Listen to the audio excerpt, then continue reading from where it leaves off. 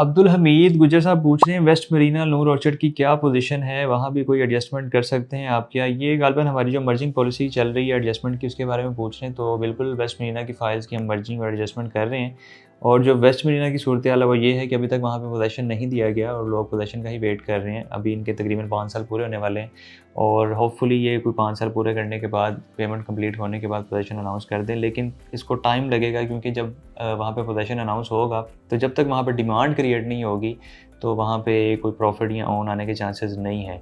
तो अगर आपका कोई मर्जिंग का इरादा है, एडजस्टमेंट का इरादा है, तो मार्केट इस वक्त 50 से 60% माइनस में चल रही है। लेकिन हमारा जो प्रोजेक्ट है आर्केडियन विलास का, जिसमें हम घरों की यानी कि बुकिंग्स आपको ऑफ़र कर रहे हैं 3 मरला, 5 मरला, 8 मरला, 10 मरला की, उसमें विदाउट लॉस यानी कि बगैर नुकसान के हम उसकी एडजस्टमेंट कर रहे हैं। अगर आप उसमें इंटरेस्ट रखते हैं तो हमारी टीम से आप रब्ता कर लें, इंशाल्लाह सारी तफसील आपको मिल जाएगी। 3 मरला, 5 मरला, 8 मरला, 10 मरला का डबल स्टोरी हाउस अगर कंप्लीट फिनिश हाउस हासिल करना चाहते हैं फ़ाइल की मर्जिंग करवा के, तो वो इंशाल्लाह आपको सारी तफसील आप रब्ता करें, आपको मिल जाएगी।